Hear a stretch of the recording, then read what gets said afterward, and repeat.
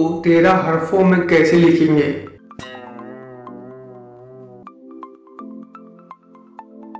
COW। पैसे दुगना करने का सबसे आसान तरीका क्या है?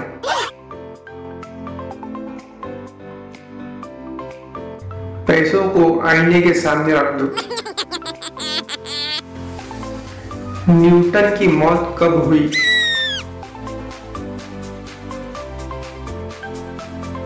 उसके आखिरी वक्त में।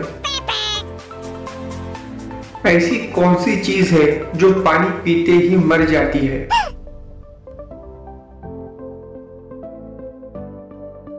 आग और प्यास। एक आदमी की 6 उंगलियां थी, सब लोग उसे अकबर क्यों बुलाते होंगे?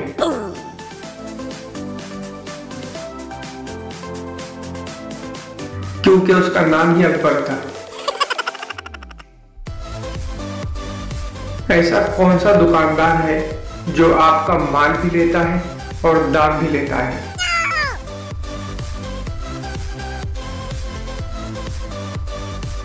नहीं, हजामत बनवाने का दाम भी लेता है और बाल भी रख लेता है।